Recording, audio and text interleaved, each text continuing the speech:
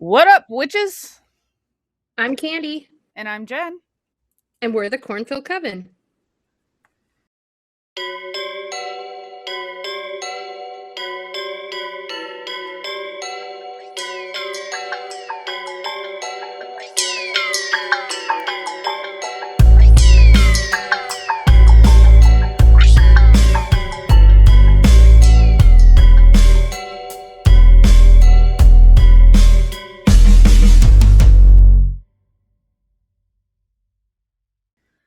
All right, you guys.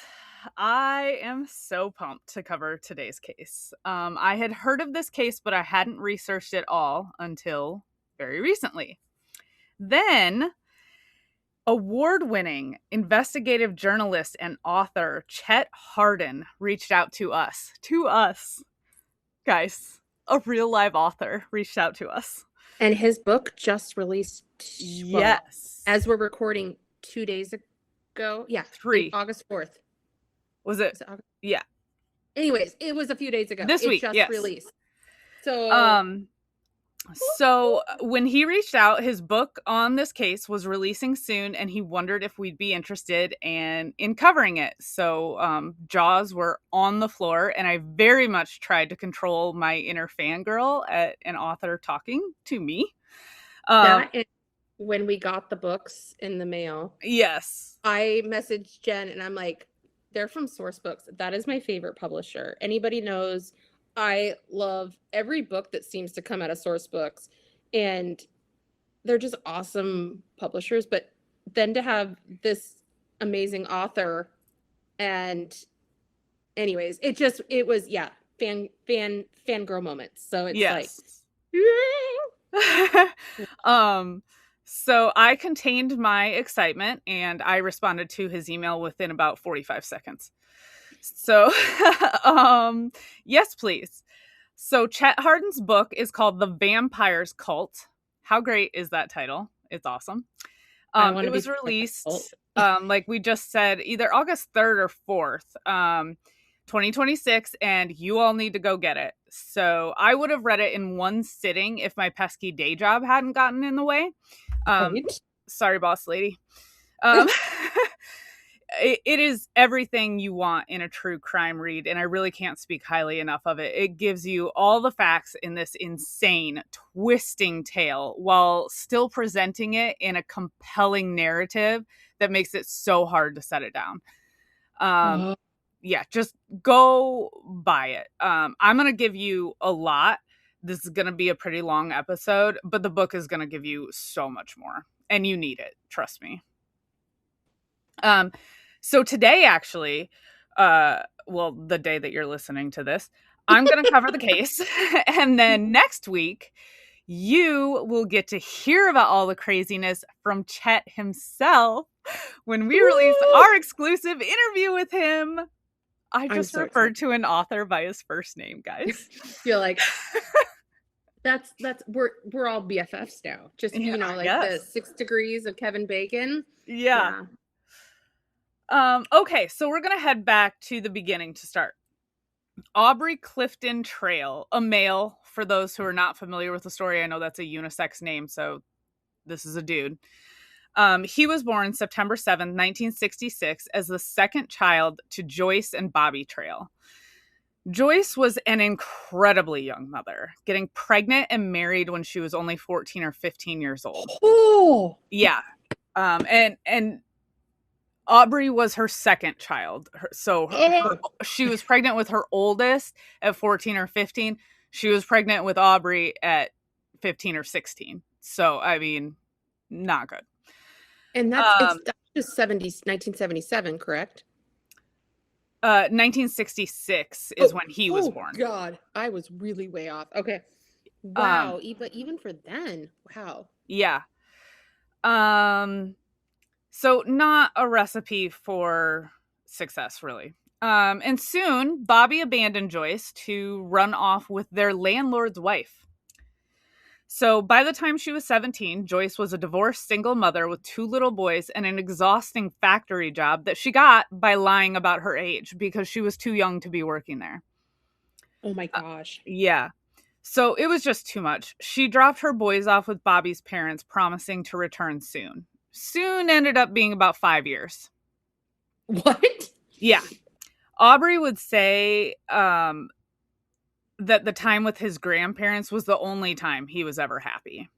When she Oh, returned in 1972 to reclaim her children, Aubrey had no memory of her. He was under 2 when she dropped him off and left. So um he just resented her for taking him away from his beloved grandparents. And their relationship would never recover. oh my gosh. Yeah. Aubrey decided very young that a life of crime was a life for him. He was constantly running away, usually to his grandparents, and stealing anything from Oh, anyone, from cash to trinkets and strangers to family. His mother tired of his constant shenanigans, and he bounced around, living with different family members in Tennessee for years. Once he was caught in a stolen car, the state stepped in and he was sent to a juvenile facility.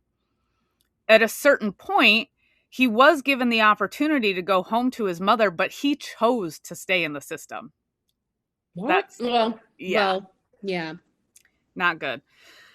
So he was sent to Taft Youth Center, which was fraught with abuse and malpractice. It was a really awful place while Aubrey was there, and we can only imagine the kind of things he endured, but also what he learned there. That's true. I mean, they all kind of trade Yeah, notes and yeah, oh, exactly. So he was released when he was 17. He would not make it to 18 before he committed his first major crime. So in wow. 1985, he and a couple friends robbed a motel with BB guns for $514. Aubrey was sentenced to 10 years for armed robbery. This was a violent time during which he witnessed murders, took part in violent fights, even claiming to have used padlocks in a sock as a weapon. Ouch. Ooh. Wow. I've And heard of a, pennies, but never a padlock. yeah. And allegedly, according to Aubrey, he befriended James Earl Ray, the man convicted of killing Martin Luther King Jr. James Wow. Earl Ray was in that prison at the same time as Aubrey, but we only have his word that they were friendly. Oh, okay. So he was paroled in 1990, so about halfway through his sentence, but within weeks, he committed statutory rape, a charge that was later dropped, stole a car and fled, traveling to many states before getting arrested for a bar fight and being sent back to prison for violating his parole. In Wow. 1995, he was released again because at this point his sentence was over.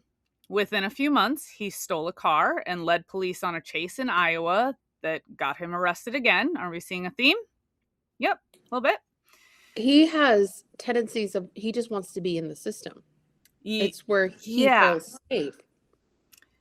Um, However, so when he's in jail this time, he met a part-time jailer named Mickey, and then he married her. It was Oh, a match made in heaven for Aubrey anyway. He would steal from her and then disappear for long periods of time, returning only to steal more from her and then disappear again. So this wow. is a big theme. Just for the next Wow. 2 decades, he just kept repeating the pattern of arrest, prison, release, arrest, prison, release.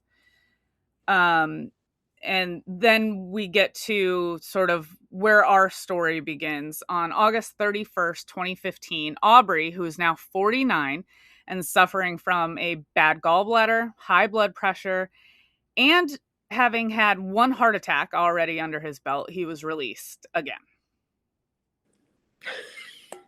He's I don't know what to say. He just sounds special. I Yeah. mean, wow. Oh, this is nothing. Oh God. Legy. Yeah, so at the time of Aubrey's release, 20-year-old Bailey Boswell was having a rough go of it. Bailey was born to Priscilla and Alfred on February 26, 1994, in a small Iowa town. Her father was older than her mother and struggled with addiction issues. And while she was still in infancy, he was murdered by a paranoid dealer while Bailey was obviously too young to remember him. Um, Oh. but Priscilla was really a pretty together person. She had been giving Alfred an ultimatum that, she and Bailey were gonna be gone if he didn't get out of it. But before he had a chance to, he was murdered. So Priscilla remarried, and that was to Jeff Boswell.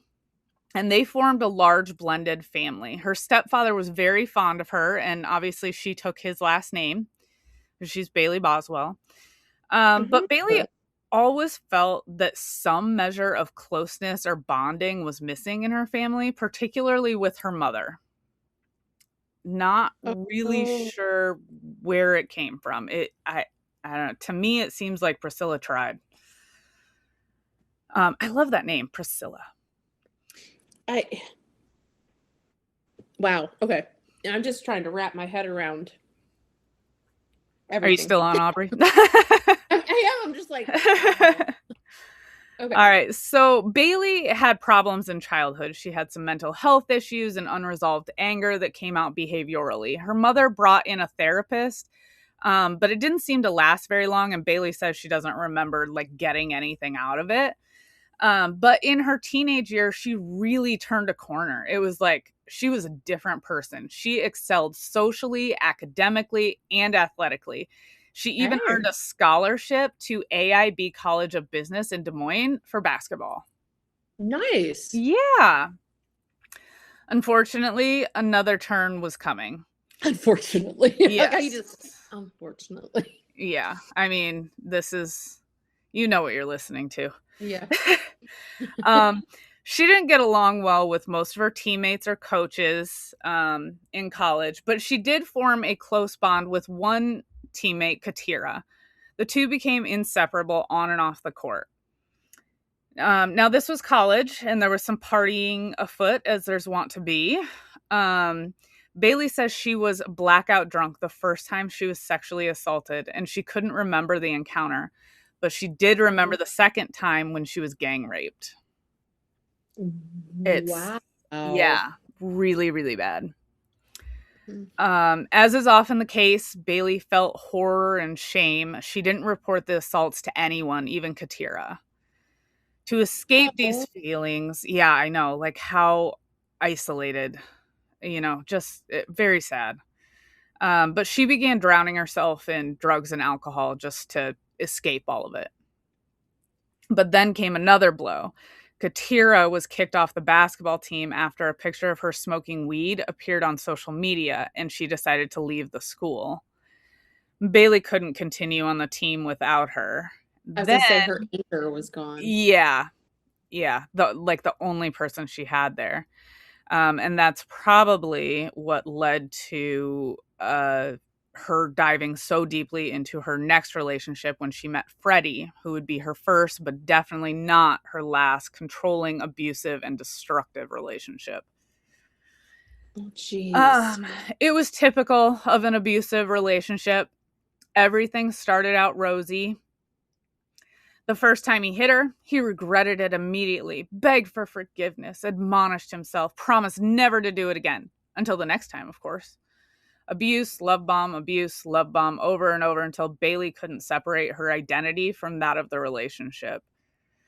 Freddie and Bailey both dropped out of college, moved to Kansas City, and began running scams to get by. They Oh. used Backpage, which is a now defunct dating website that was frequently used by sex workers. So, Oh.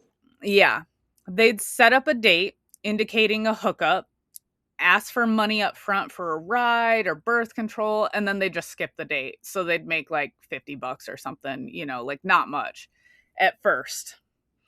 Under Freddie's pressure and the need for money, Bailey did start providing certain services. But whenever possible, she'd walk in, grab the money, and run. Oh. Yeah. Wow. When Bailey was 20, she'd started to put on some weight, and as we all do, and she decided that having a baby would be a good way to justify that. Also, Oh, maybe it would encourage Freddie to stop cheating on her and hitting her. So, because you babies know, solve everything. Yeah, yeah. Oh, In 2015, they rented a small house near Iowa, and Bailey gave birth to a little girl. Her plan was working. They had a house, a baby, and Freddie was talking about going back to school and working. But none of that was to be. Bailey was arrested for marijuana possession, and her daughter was taken away. And she was oh, heartbroken by this. Bailey's parents, Priscilla and Jeff, were granted permanent guardianship of the little girl, but their hope was that Bailey would get her life together and return to raise her daughter. Um, but that wasn't what she was interested in doing at that time. Freddie returned to Kansas City to return to his old ways, and Bailey went with him. why It, is it always the guy? Why is it always the guy that they follow it and not taking care of their kids? yeah. It was during one of their usual scams that Bailey met Aubrey Trail. Bailey Oh, was nervous when she saw the 6 foot, nearly 300-pound man going by Alan Gambino. He used a lot of aliases. Alan was a big one. Yeah, he liked that then people would associate him with like a mafia connection and, be scared of him or something. I don't know. But yeah, so he was going by Alan Gambino at this time. So she sees him in the hotel room and realized there's no way this was going to be a rob and run situation. Um, Aubrey was not what you would call a looker. Not that that is, the worst thing about him or, necessarily important, but it does play into the story and the dynamics. So, in addition to his size, he had a lazy eye. His two front teeth were rotted away. His oh, greasy, yeah, bad. His greasy hair stood up in tufts all over his head. But despite his frightening appearance, Aubrey had a charisma that Bailey found hard to ignore. She quickly felt at ease with him and confided that she wanted to escape her current life. Now, Aubrey wasn't exactly attracted to Bailey either, saying she was flat chested, but that she, sorry. yeah, I know, right? Like, okay, bro. But that she, quote, had it, whatever it was. So there's something about her he found irresistible. Okay. Aubrey told Bailey that she should just leave Freddie, that he would take care of her and her daughter, but Bailey wasn't there yet. Yet. Bailey was broke with nothing but a suitcase full of ruined belongings and a busted up face when she called her grandmother, desperate for help. She went to a police station where her stepfather, Jeff, picked her up and took her home to Iowa. While she was happy to be with her daughter, Bailey couldn't wait to escape her parents' home again. Like, it was all she could think about was, I have to get out of here. For some reason, even being hit by Freddie was better than being with her parents. They had told her if she could get a job, a safe place to live, and a car, she could have her daughter, but not until then. A regular job wasn't going to cut it. She wanted money fast. She started setting up dating scams on her own, but was sexually assaulted. Oh, I know. She called Aubrey. He immediately sent her money and wanted to make arrangements for a date.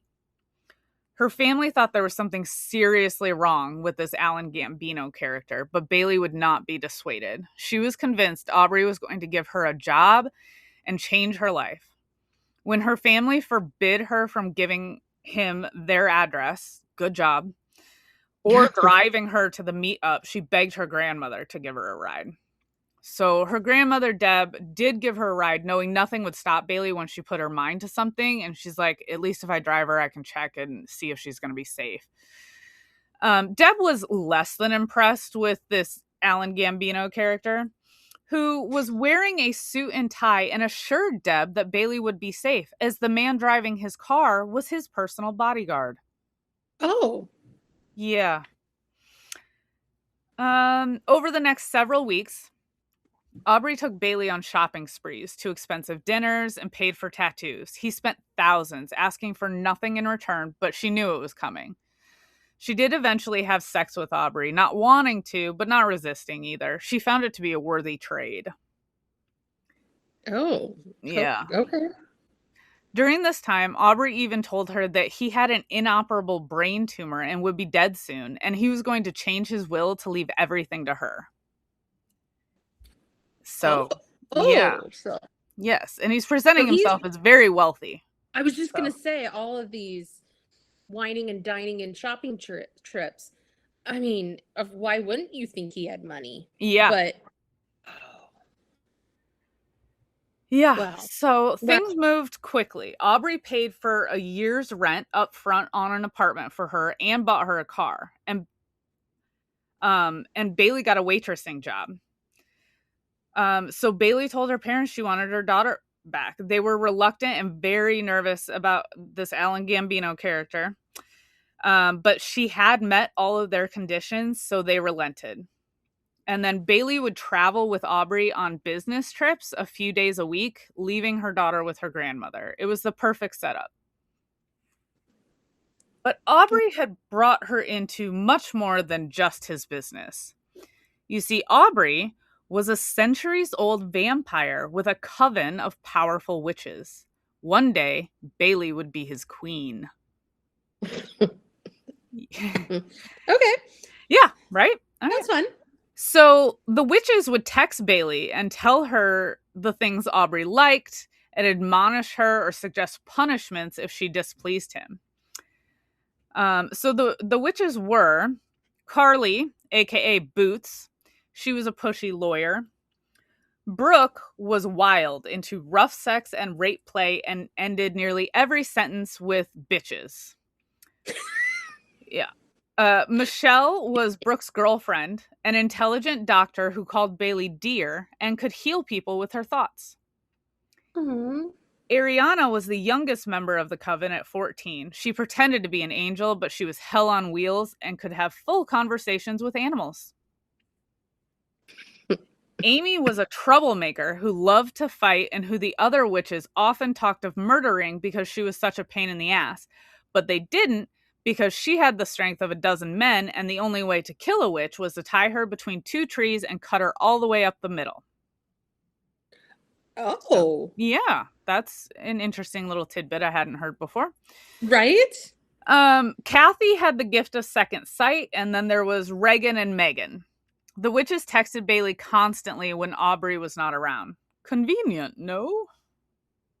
Right? Right? What? So I just just go ahead. I can't wait to fully read this book. Yes. I'm like, I totally get now. Wow.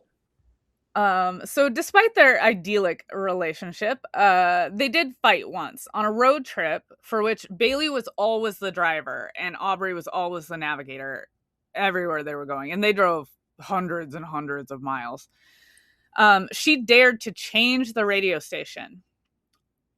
Aubrey blew up, telling her everything that was wrong with her and why the relationship would never work. And he was just like freaking out. So they were pretty close to home by then. So she got out and called a friend for a ride home. Oh, Soon that was smart. she began getting texts from the witches saying that Aubrey had tried to kill himself because she had abandoned him. She told the witches to tell her what hospital he was at. She was getting in the car. But of course, then he contacted her right away and told her not to come. Of course, Yeah. because he's there. Yeah. It reminds me of the Friends episode where Joey's out in Vegas and his movie has been canceled. And he's mad at Chandler because Chandler didn't think the movie would be a success. So he doesn't want them to know that, he's working in a casino, and Chandler's like, I'm coming out there. And Joey goes, don't come out here. I forgive you. Don't come out here. Oh my gosh. This just sounds like an episode of Catfished. Yeah. Yeah. Except he sees, like. Yeah. Oh. So anywho, Bailey told Aubrey not to do anything like that again because she loved him, and then all was forgotten. So everything's fine. Bailey's family did not grow to care for Alan Gambino. Everything about him felt off, and he was rude and downright embarrassing at times. If one little thing went wrong at a restaurant, he would throw a temper tantrum, drawing the attention of everyone in the joint.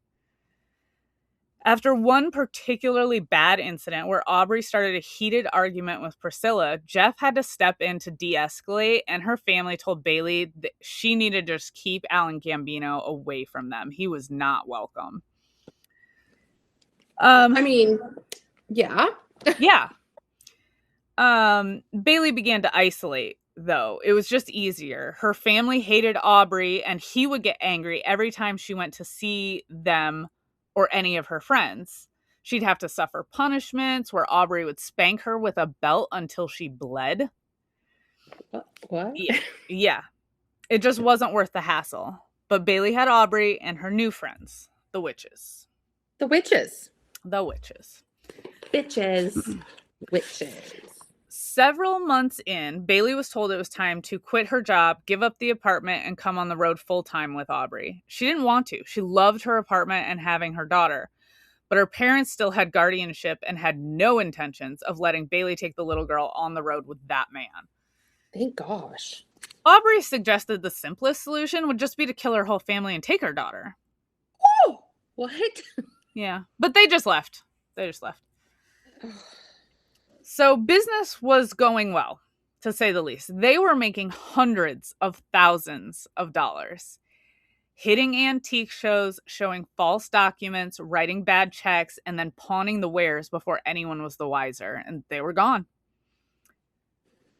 Aubrey proposed to Bailey with a gold ring loaded with diamonds. She accepted, excited for the ring, excited for the money, even if she wasn't so excited about Aubrey.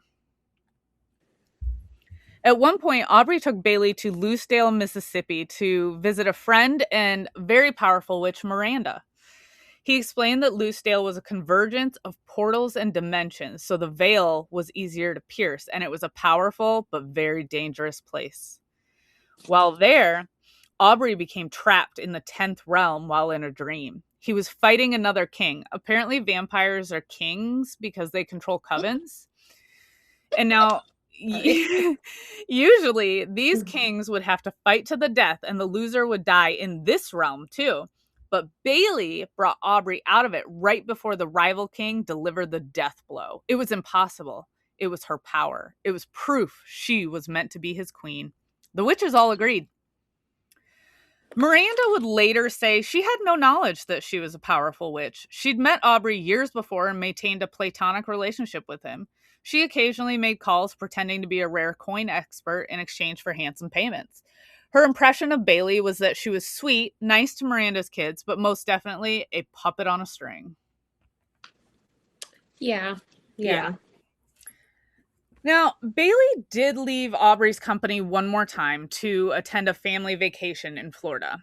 Though the witches and Aubrey made threats, Bailey had promised her daughter she'd be there, and she was. But she went back. The witches didn't just text anymore. They'd possess Aubrey and deliver messages, threats, and demands. According to Bailey, they had different voices, manner of speaking, vocabulary, everything. And Bailey didn't mind. She grew much closer to Michelle and started having sex with her while she was possessing Aubrey. But she was having sex with Michelle in Aubrey's body. Okay. Yeah. So the dynamic continued to change here. Aubrey set severe rules and punishments for Bailey. She had to ask for permission for every little fucking thing. From going to the bathroom to smoking a cigarette to taking a sip of water. Oh. Yeah. He wanted her submissive at all times except for one, sex. Aubrey wanted to be dominated completely. Bailey savored giving Aubrey a taste of his own medicine in this way. They would drug each other, tie each other up. Bailey would whip and beat Aubrey, penetrate him with different dildos and sex toys, and cause him to bleed anally for days. It was so rough. There were times where they thought he was seriously injured. Wow. Yeah. And yeah. Yeah. I mean, wow. Since Bailey was now sleeping with Michelle on the regs, albeit in Aubrey's body, they decided it was time to explore Bailey's bisexuality. They began using dating apps to lure young women in. In the summer of 2017, Tina, a friend from Bailey's old waitressing job got in touch. She was in a bind, and she and her kids needed a place to stay. Aubrey rented a large hotel suite for all of them. Tina got involved in the business, but wasn't seeing any of the promised money. She saw Bailey being beaten ruthlessly and frequently. After a couple of weeks, Bailey suggested they make a sex video to sell online. That was enough. Tina took her kids and booked it. Unbeknownst to her, they used her name to set up a fake company. Oh. Yeah. Bailey was tired of living on the road. So they rented a windowless basement apartment from a ranch-style house in Wilbur, which is in southeast Nebraska. Okay. And if any of you are like me, I was like, what the fuck immediately? Because states can vary a little bit, but in most places, you cannot even have a bedroom in a basement without an escapable window. That's what I thought. Don't you have to have like those Yeah, like I'm in my office right now, which is in the basement, and it's considered a non-conforming bedroom because there's no egress window in here. We can't have anybody yes. sleep in here. This can't be someone's bedroom. Yeah, so this apartment was not legal. But that's the least of any of our worries, but it drove me nuts, so I had to look it up. Right. You're like, wait a minute, what's the ordinance Yes. code here? Yes. Bailey started using Tinder with false names to meet women and lure them in, which she enjoyed, but it was mostly to please Aubrey. And he had a heavy hand in the choice of women. He liked them young. Ashley Hills met Bailey as Jenna. Bailey bragged about her rich fiance and offered to introduce Ashley. Aubrey told Ashley about all his women, showed pictures, said he'd take care of her, asked her what she wanted most in the world, and when she answered that she wanted her stepfather dead, Aubrey said he'd take care of it when the asshole was released from prison. I think her stepdad did like really heinous things to her, and we know Okay. sometimes that men that do heinous things to children do not stay in prison as long as they should. Yeah. So they showed Ashley the apartment, the gold bars and invaluable coins and trinkets to show they were for real, the hoard of sex toys and lingerie. At one point, Aubrey asked Ashley what it would cost for her to kill someone. She answered 10,000, and Aubrey said, "Oh, I can make that happen." Bailey wasn't Oh, always, that bold. That was bold. it is. Bailey wasn't always happy with Aubrey's choices, but she did like Ashley. She was a little bit older, seemed to know what she was getting into, like she could handle it. At the end of the evening, Aubrey gave Ashley $200 and told her to think about if she wanted to join them. She'd already decided to before he gave her the money. On the next visit, everything else was explained, including the rules. Aubrey was a centuries-old vampire. He could fly, walk through walls, heal. Ashley was the 13th witch who would complete his coven and make them invulnerable to other covens. She would eventually need to kill someone and steal their last breath to harness her own powers. Ashley was required to be in the apartment 2 days and at least one night per week. While there, she must always be naked.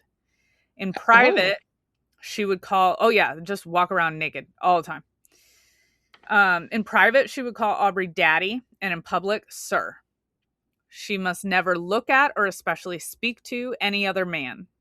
She had to ask permission for everything, just like Bailey, do whatever was required or asked of her for the sake of the business. And when away from the apartment, she must check in every 3 hours without fail. They also He sounds showed like her you what? he sounds like you have you need to check in, you have to have curfew, no clothes allowed. Like it's like, ah. Yeah. Um so they showed her their kill bags, including hammers, pliers, tools, and sauna suits, and told her eventually she'd have one someday too.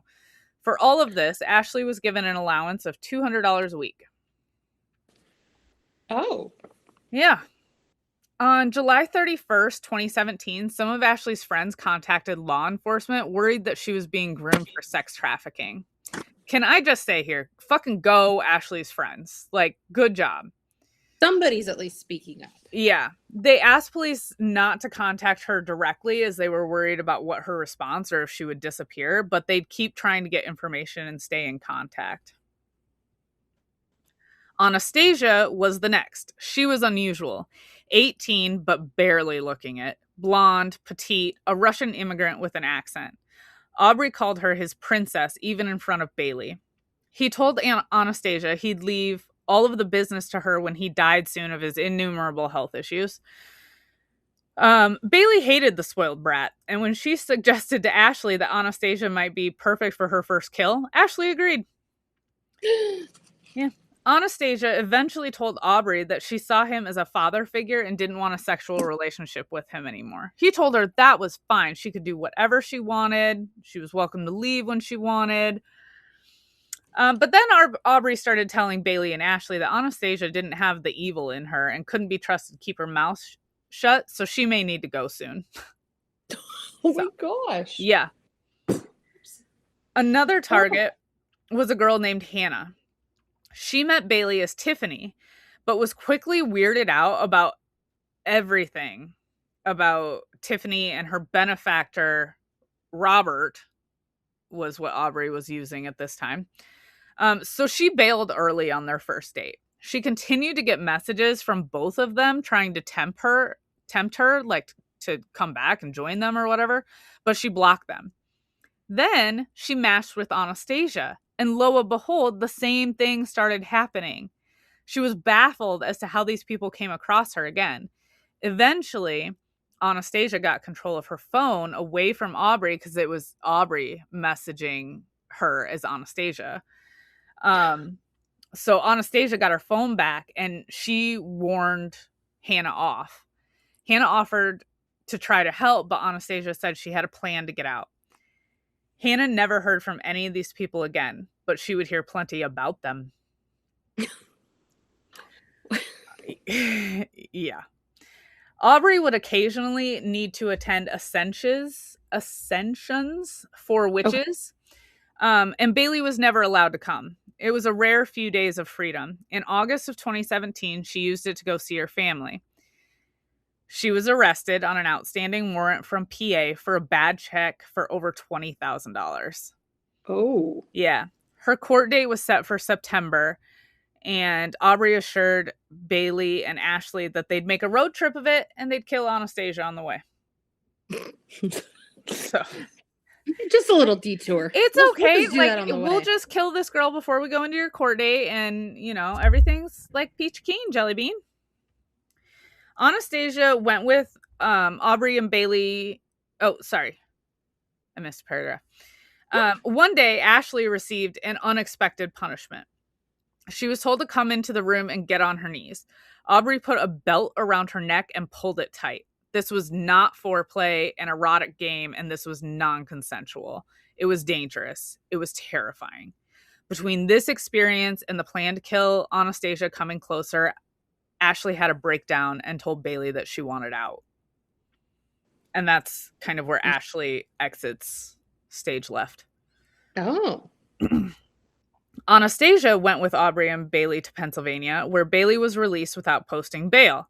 So, the person who she cost $20,000 was pretty upset about that.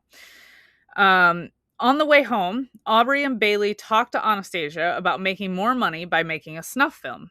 Anastasia was blunt about not being interested, but they continued to coax her, explaining it would be someone who deserved it. She eventually said she'd think about it. When they got back to Wilbur, Aubrey arranged for the girls to go buy a gun in the Walmart parking lot. They did, but after that, it was all too real for Anastasia, and she bailed. Okay. Yeah.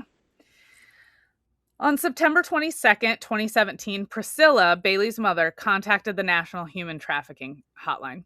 Her daughter wasn't okay. She knew that. She was dealing with abuse, panic attacks, health issues, mental health issues. She didn't look well, didn't act right. And not like a parent saying, like, she's not being good, but, like, she's not right. Like, yeah, wrong.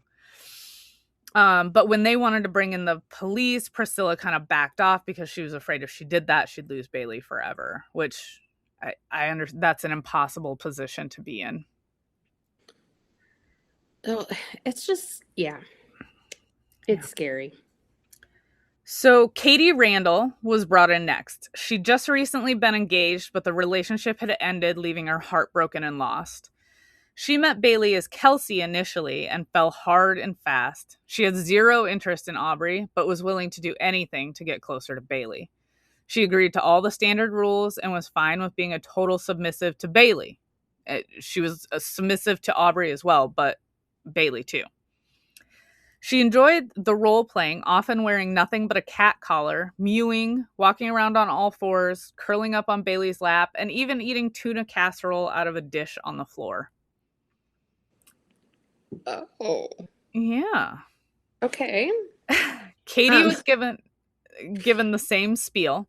Aubrey was a powerful vampire, coven of 13 powerful witches, Bailey is his queen. Katie's meant to be her familiar, which I hate because my pug is my familiar and it's not gross and weird. So I know, right? don't ruin that, dicks.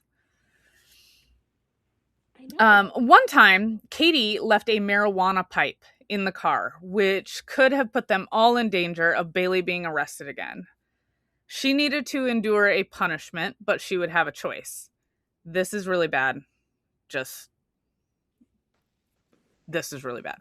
Oh, She could be whipped with a cat o' nine tails by Bailey until she was satisfied, or she could give Bailey oral sex, even though Bailey was on her period, and she would be sodomized with a dildo. Katie chose door number 2.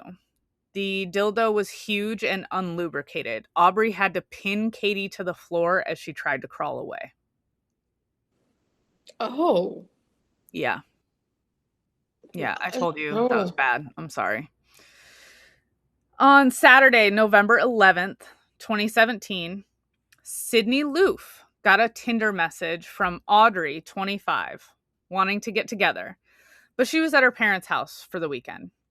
However, they made plans to get together on Tuesday, November 14th, to drive around and smoke. A lot of flirty messages ensued before the highly anticipated date. On Sunday, November 12th, 2017, so Sydney's still with her parents, but Bailey is flirting with her online at this point. Um, Katie had a severe panic and asthma attack. She refused to let Bailey take her to the ER. Bailey helped her regulate her breathing, and then she slept most of the next day. But when she woke, she was told that she violated the rules while she was asleep and she needed to endure another punishment. what? Bailey whipped her with a cat o' nine tails. Later, during sex, Bailey was being particularly rough with a strap on, and Aubrey, while watching and touching, was asking the girls how they would torture and kill someone. They'd been telling Katie that there was a stalker girl harassing Bailey and she needed to be dealt with. With Aubrey asking, um, Bailey said she'd remove her fingernails, cut off her limbs, break her nose, and sodomize her with a giant dildo. The sex kept getting rougher and painful, and Katie couldn't think of anything. Finally, she started to think back to the medieval torture she'd learned about in school. She said she'd put rats on the person's chest, cover them with a metal bucket, and then apply fire to the bucket, heating it so the rats would be so desperate they'd claw and chew into the victim. Yeah. After this, Katie went home to her parents' house for a few days, and it's very good that she did. Sydney Oh, Lou. She was born August 21st, 1993, in the small town of Broken Bow, Nebraska, the middle child of Susie and George Loofe. She grew up in Arcadia and Nalee with her older brother and younger sister. She was a tomboy who loved being outside and playing basketball and golf. Unfortunately, the onset of scoliosis in her teenage years prevented her from continuing athletics. oh. Yeah, Sydney struggled with anxiety and depression for a long time. After graduating high school in 2011, she started a college program to become a technician, but found it overwhelming and quit. But she started working at her local Menards and later transferred to the store in Lincoln. She did not love her job. I Menards is great, but I don't work there. It's probably not like I probably wouldn't love it if I worked there. Right? um, she often called in sick or left early, but she was courteous and cared about by her friends and coworkers. She was home with her family the weekend of November 11th and 12th. So on Saturday, she went to a craft show with a friend. And then on Sunday, her parents traveled back to Lincoln with her. They helped her clean her apartment. Sydney was a bit of a slob. And on Monday, they took her to a doctor's appointment to discuss a medication change since her depression and anxiety had been worsening lately. And then they took her to lunch at Dairy Queen before they headed home. So Dairy nice. Queen's always a Yeah. wow. Nice little weekend. On Tuesday, November 14th, Sydney Loofe met Aubrey for their first date. It was like a dream. Sydney shared a screenshot of Audrey's Tinder profile and gushed to her friends about how great everything had gone and that she was meeting the woman again the next day. On Wednesday, November 15th, Sydney slogged through her shift at Menards while exchanging flirty texts with Audrey and anticipating their date at 7 p.m. that night. She took a cute selfie with the caption, "Ready for my date," and posted it on Snapchat. Her mother wondered why she hadn't heard about this mystery date, but was happy that her daughter looked so beautiful and happy. She even took a screenshot of it in Snapchat, which I thought was sweet. Sydney left her purse and locked her door. She didn't even bother to turn her lights off that night, assuming she'd be home in a few hours. She wouldn't. At 8:40 p.m., her mom texted her to ask her how the date was going. Sydney's phone had already been turned off. Aww. On Thursday, November 16th, Sydney didn't show up for her 6 a.m. shift. Now, Sydney hated her job, but she had always at least called in. Her manager knew she struggled with anxiety and depression and was worried. In the afternoon, she sent 2 employees to Sydney's apartment to check on her, which I'm just like, oh, at like a retail job like that to have like I was gonna, yeah. like sense of caring and community is special, I think. Her car was there. The lights were on, but the door was locked and no one was answering the door. Word traveled fast. Friends were frantically messaging Sydney and each other without response. They began reaching out to Sydney's little sister on social media, who then told her mom, Susie. The police arrived around dusk, and since there was concern about Sydney hurting herself, one officer crawled through an unlocked window. The apartment didn't offer any clues, but Sydney's friends could. The same day, Aubrey shook Bailey awake and gave her a list of supplies. She went out and bought half the list at a grocery store and the other half at Dollar General to avoid suspicion. When she returned to the apartment, Aubrey had everything prepped. Later, they wiped down all of the trash bags, loaded them into large Tupperware bins, and put them in the trunk. For the next 3 hours, they drove 151 miles all over the countryside of Nebraska. Sydney's friend Brooklyn had created a Tinder account and swiped right on exactly one profile. Audrey, 25. Oh. On Friday morning, November 16th, she had a match. And in the meantime, police had found that Sydney's phone had last pinged near Wilbur. Brooklyn began messaging Audrey, subtly trying to get information. Audrey said she lived outside Lincoln. Brooklyn asked if they could text instead, and Audrey agreed. So now she's got her phone number. Brooklyn tried to ask a few more questions, but Audrey quit responding. Brooklyn gave the phone to Sydney's parents, who turned it over to police. And then the police did all the techie things very quickly. They were The techie things. The techie things, yes. Audrey was using an app called Pinger to generate different numbers for her cell line. They were able to find IP addresses and eventually the actual phone number, but it was a burner. So there's not a lot of information that you can get off of that beyond the number and the pings for the towers that it picked up and the IP address. So on Friday, Bailey and Aubrey had picked up Katie and they were all eating at a buffet at a casino in Iowa. The situation seemed tense. They were supposed to have picked Katie up on Thursday, but they had postponed and not really given her a reason why. That's when they were on their drive. Hmm. Yeah. Bailey seemed off. She was not eating. She was quiet. Aubrey was gorging himself, and Katie was babbling because she was nervous. Bailey eventually walked away from the table. They instructed Katie to get a room in her name with her card. Later, while sitting at the slots, Sydney told Katie they were finally going to kill Stalker Girl on Sunday and needed her help. Katie was reluctant. They went back to the room to play strip poker. They coaxed Katie into agreeing if they really needed her help, but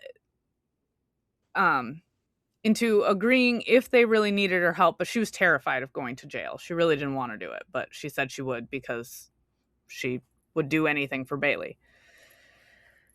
On Saturday, November 18th, Bailey had a message from the police. She was terrified, but Aubrey told her everything would be fine. Aubrey and Bailey left Katie at the hotel and drove 40 minutes to Nebraska City to make the call and throw off a trace. When she talked with police, she told them about her date with Sid, how they drove around, smoked, wanted to have sex, but they couldn't because Sydney was on her period.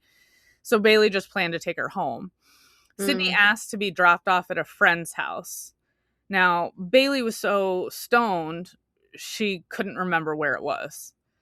So police told her, we're very worried. Sydney's family is worried. We're thinking this girl might be dead, and you're not giving us very much.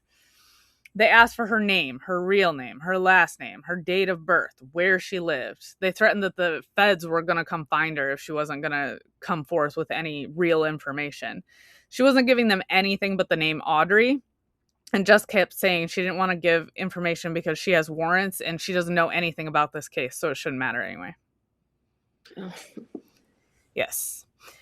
So more techie stuff. Audrey's phone had pinged on the north side of Lincoln all night after her first date with Sydney. So not the night Sydney disappeared, but the night before. They were fairly sure she lived in Wilbur, so they wondered if she had stayed at a hotel that night. So they went to every hotel in the area and narrowed the search to someone like Audrey. They knew what she looked like, her approximate age. And wouldn't you know, one 22-year-old woman named Bailey Boswell with a P.O. box in Wilbur had checked into one of those hotels. It took nothing to find Bailey's address from the P.O. box in a small town like Wilbur. In the meantime, Aubrey made Katie and Bailey drop his car off in the Walmart parking lot and take a cab back to the hotel. He didn't want to be seen with his car. It was a tense night. Aubrey screamed at Katie for talking too much. Bailey was crying in the bathroom, and Katie was cowering under the sheets. Yeah. It's just a lot. It's a lot. When police arrived at Aubrey and Bailey's residence, the landlord told them he didn't have any trouble with his tenants. They were odd, but they always paid in advance and were quiet. He and his son had been home Wednesday night, but had not heard anything. The son mentioned he had started to smell bleach around 1:30 or 2 a.m.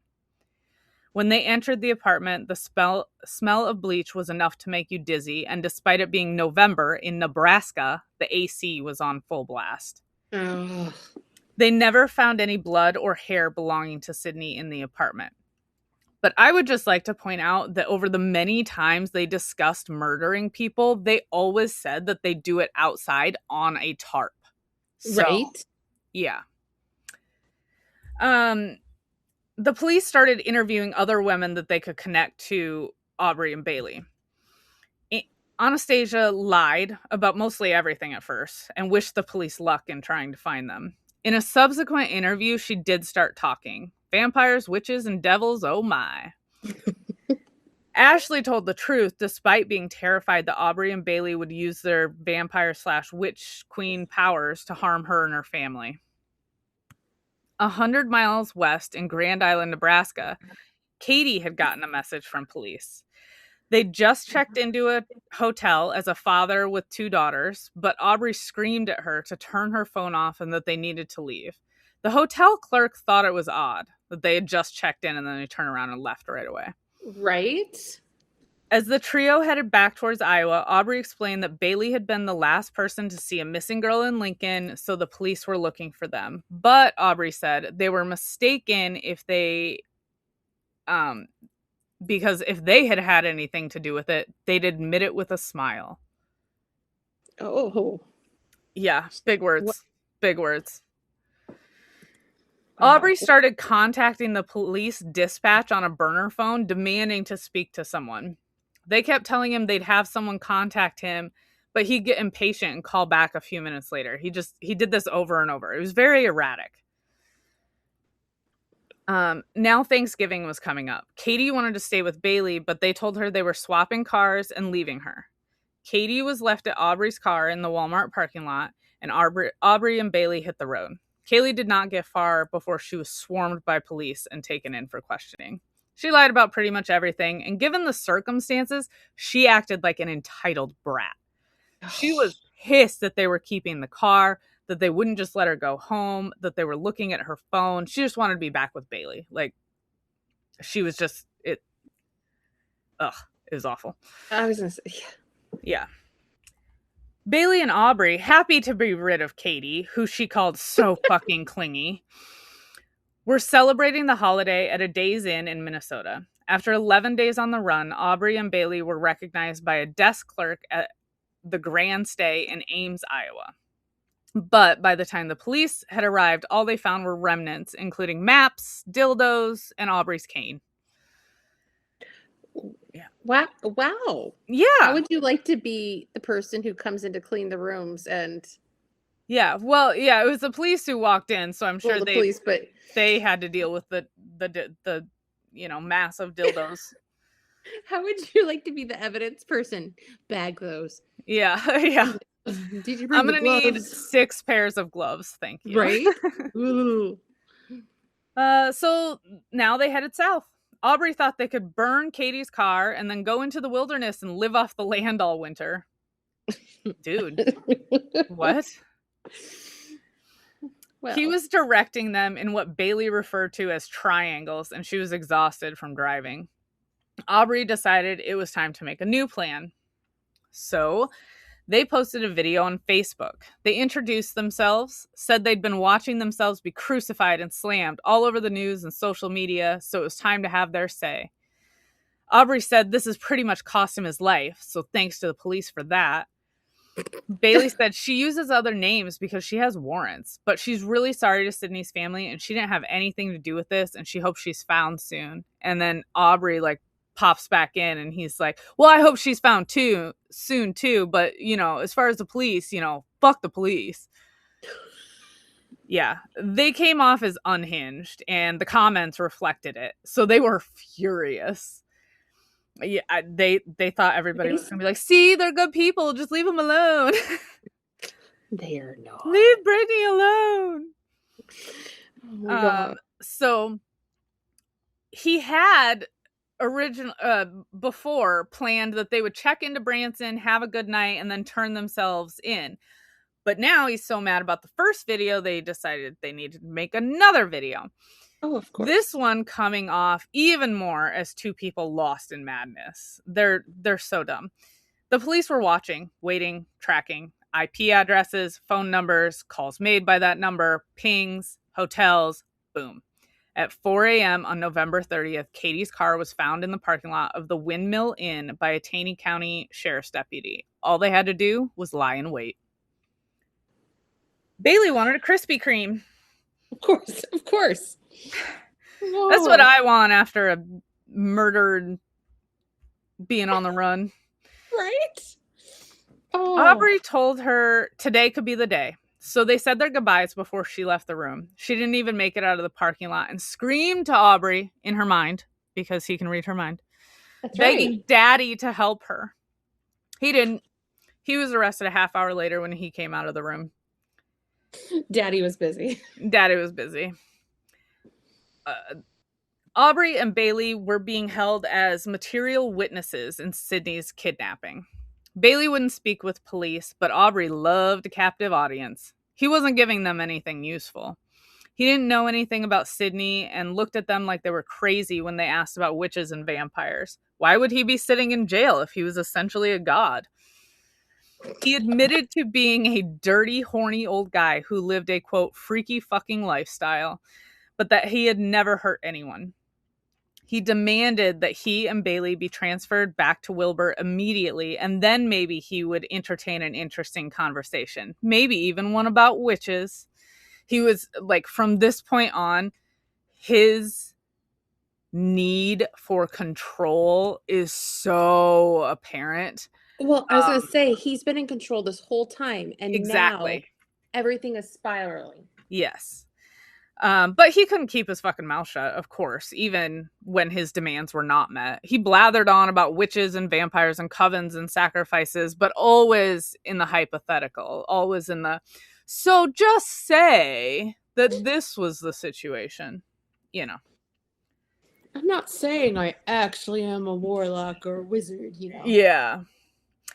Katie was back, but the spoiled brat was gone. She was traumatized and terrified. She was having trouble separating reality from fiction and worried that she may have been involved in the crime in some way. Investigators assured her that she had been home with her family during the time the crime was committed. And now I feel bad for Katie. Like I feel really, really terrible for her. She acted atrociously before, but I think she was so deep in it. She had been so heavily traumatized that she didn't even know what was going on, I don't think. No. So, everyone was still desperately searching for Sydney. Media and police had been releasing photos of Sydney and her tattoos, which were unique. Significant ground searches were taking place everywhere, but they were about to be narrowed. Investigator Bob Hurley was developing a new method, which would later aptly be named the Hurley method. He measured the exact time it took for Bailey's phone to ping different cell towers. In this way, he could map her exact location, the path she traveled, and even predict places she may have slowed down or stopped. It worked. On December 4th, a trash bag that had been ripped open by animals was found on the side of a ditch. A Mm. handless upper right arm with the tattoo saying everything will be wonderful someday was next to the bag. I'm gonna just give it a minute there because that's fucking heavy, tragic. That It's a lyric from Everclear's "Wonderful." Everclear's one of my favorite bands. I find it interesting that um, she loved them because she's a little young, really, um, to be such a fan of Everclear. Okay, it's gonna get real bad here. Additional searches led to rolls of duct tape, latex gloves, bottles of bleach, paper towels, wads of plastic, black twine, a cardboard box, a phone case, cordless drill, sunglasses, underwear, an extension cord cut into segments, and more pieces of Sydney Loofe. A foot was found in the bag with the arm, then the pelvis and hip joints, then the thighs, then the lower legs, then the feet, then the lower arms, then her midsection, then her upper torso, and then her head. They never found her upper left arm. So, I'm sorry, they never found her upper left arm, so the tattoo was on her upper right arm. Oh. They Yeah, they so didn't find her arm? that was the only piece they didn't find was her upper left arm. Wow. Yeah. And it's gonna get worse. Oh. Most of her inner organs were missing, and though there was definitely some predation, the pathologist didn't think predation would account for all of it. There was a deep bruise on her inner left thigh. One of her earlobes had been ripped. Her wrists had contusions and scratches consistent with bindings. There were contusions down the middle of her upper back, consistent with being dragged, and a small bruise on the back of her scalp. There was petechial hemorrhaging, which is little pinpoints of blood at the surface of the skin. It's often seen with asphyxiation.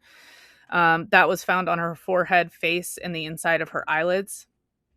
Her tongue, windpipe, and all the blood vessels in her neck were missing. The pathologist did not think this was due to predation because animals typically go for eyes or lips, which is softer tissue, and those were all still there. They could not determine if she was strangled or if her throat was slit because of the condition of her neck. There was no semen, but there was evidence of sexual activity around the time of death. There were other mutilations not associated with the dismemberment, like blades being dragged along her skin.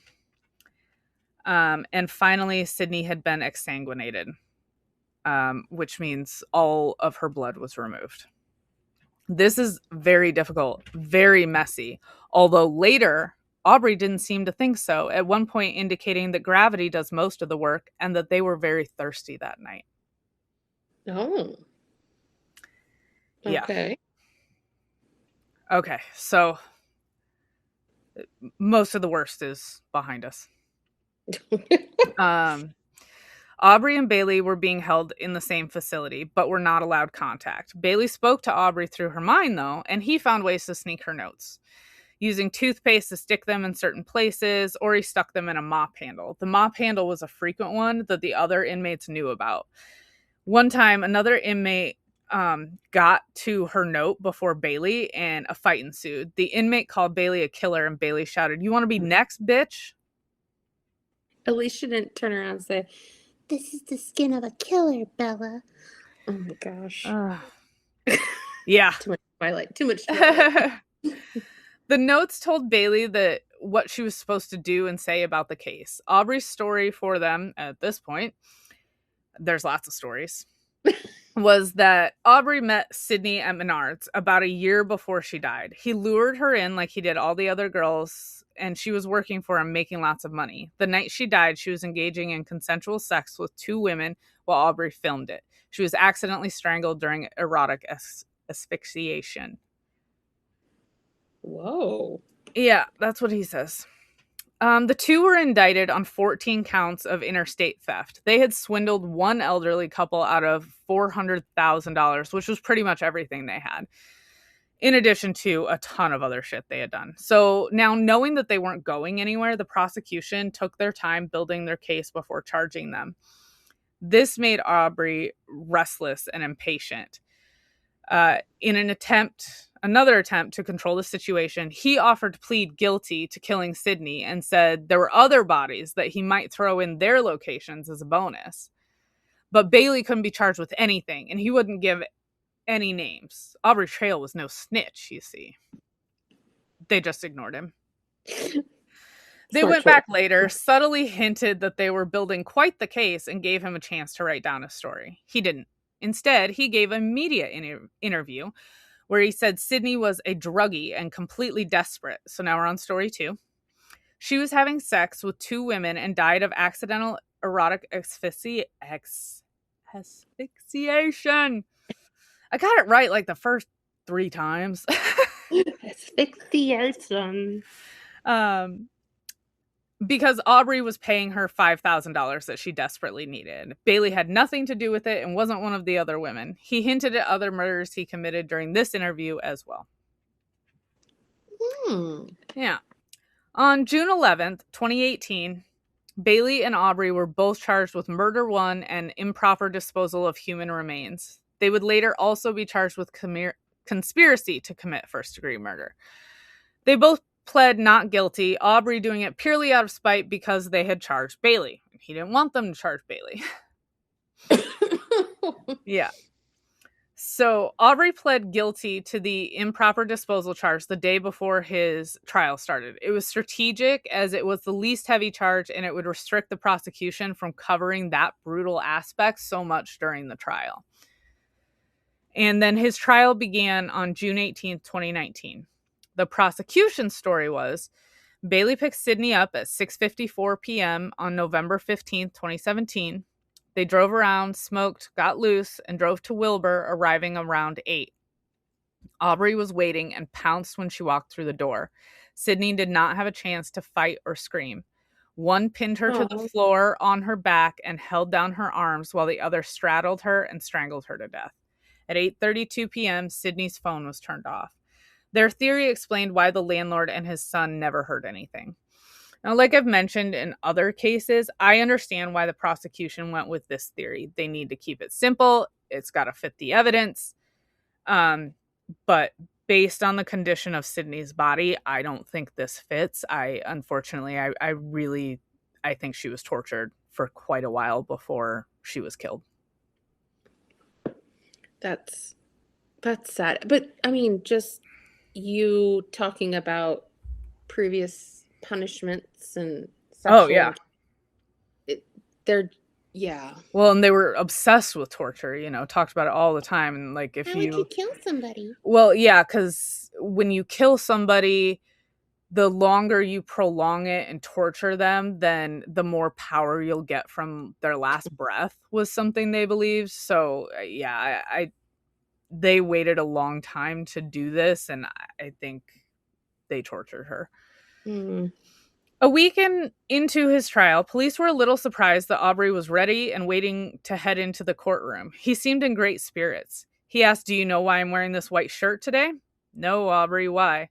"So you'll see the blood all over it." They just shrugged it off. They probably shouldn't have.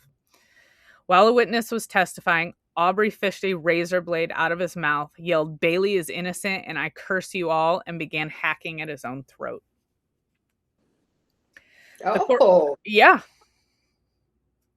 yep. The courtroom was cleared, Aubrey was taken for medical treatment, and his attorneys moved for a mistrial. The judge was not about to let this man control her realm. After speaking with the jury, she denied the motion. Aubrey thought the whole thing was hilarious. When Bailey heard, she was terrified for Aubrey, then furious at him for trying to leave her alone in this, then relieved that he had survived, then enraged that he was too incompetent to even get the job done. A lot of emotions. Right? Aubrey chose. Sorry. I'm just like I just Yeah. dumbfounded about like oh yeah.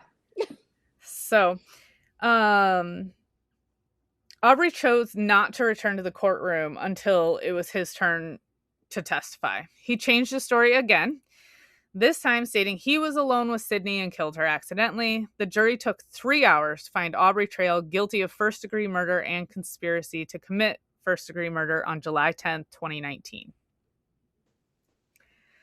Bailey's trial was granted a change of venue due to the publicity and would take place in October of 2020 when the world was shut down. Her defense was that she was a slave to Aubrey just like all the other girls had been, a victim. It took only a lunch break to find her guilty on Oh, October 14th, 2020. how quickly they change their tunes when Yeah, they're getting in trouble. yeah. Aubrey Trail was sentenced to death on June 9th, 2021. He did not apologize, but came up with yet another story about what happened and reiterated that Bailey had nothing to do with it. Bailey Boswell was sentenced to life in prison plus 52 years without the possibility of parole on November 8th, 2021. Many people were not satisfied with his sentence and felt she deserved the death penalty. One person even said, I think, if this is not a death penalty case, then why do we even have it? Right? This was terrible. Yeah. Bailey says Aubrey's spell over her broke about a month before her trial. He continued to try to contact her, writing her letters and putting money on her books. She wrote one back calling him a liar, a fake, and a fraud, and telling him to leave her alone. When her mother tried to sell her engagement ring, they found out all the diamonds and gold were fake. Like, what were you expecting? Like, he deals in fake antiquities. Like, But he's got lots of money and he's gonna die and he's gonna leave it all. yeah. Um, Bailey says meeting Aubrey Trail was the worst thing that ever happened to her, and if she hadn't, she certainly wouldn't be where she is now. Now, I don't know about that. He was already on the, as ACDC Yeah, say, the highway to hell. she may not have committed murder if she hadn't met Aubrey Trail, but I think she'd probably be in prison, and to a certain extent, she absolutely was a victim. But she made a lot of choices that she did not have to make, and several other girls who were also under his spell did not make. So, We all have choice. yeah. She did eventually give a part of the story of what happened that night. Now, this is according to Bailey. She picked Sydney up, they drove around, smoked, went to the apartment, and she introduced Sydney to Aubrey. Bailey led Sydney to the bedroom under the pretense of showing her weed that they had brought back from Colorado. Aubrey was behind Sydney and pulled an extension cord tight around her neck. Bailey went to the living room and shut off Sydney's cell phone while Aubrey forced Sydney to strip. He put a gun to her head and forced her down on the bed. He accused her of working with the police and being a snitch while he bound her with duct tape. Then he took her to the kitchen and assaulted her. Bailey said, quote, "Whatever you're imagining he did to her, it's worse," end quote. Oh. Afterward, Aubrey told Sydney to put her clothes back on, took her to the living room, and had her sit down. Bailey claims she doesn't remember the next part, that she was exhausted and stoned and maybe fell asleep. Aubrey was shaking her at 3 a.m., saying she was supposed to be guarding Sydney. Aubrey forced Sydney back down on the bed, tied her up again, and handed Bailey an extension cord.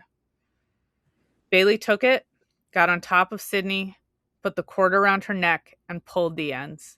She stated it was harder than she would have thought to strangle someone. Sydney got one hand free and tried to pull the cord from her neck. Bailey was struggling physically to get it done, so Aubrey stepped in. He began strangling Sydney while Bailey pinned her loose hand down. Bailey said she felt guilty that she had let Aubrey down by not finishing it herself. When they were sure she was dead, they stuffed her body between the wall and the bed frame and then slept in the living room. In the morning, Bailey went to get supplies, Aubrey prepared the apartment, and they got to work. She wouldn't discuss the rest. Wow. Yeah. I think that's close. I don't think that's the whole truth, but I think that's a lot closer based on the pathologist findings. Yeah. So Bailey requested a transfer to Iowa to be closer to her daughter. That was denied. Aubrey said he liked death row. Everyone cheered when they rolled him in, according only to him, of course. It's not a bad place to be if you have to do time. He has a TV, a corkboard filled with pictures of Bailey. He gets out of his cell 3 hours a day, 4 times a week, just to chat with the other fellows. He has tablets for emails, phone calls, video games, music. He has a cell. His cell has a door that leads to his personal outside area, so he spends time out there feeding the birds. His first appeal was filed automatically, but was denied, and he said he wouldn't file another one. In fact, he even filed a motion to have his execution date set, citing, "You gave me the death penalty, now use it." Control, control, I was control. gonna say he's trying to call their bluff too. Yeah.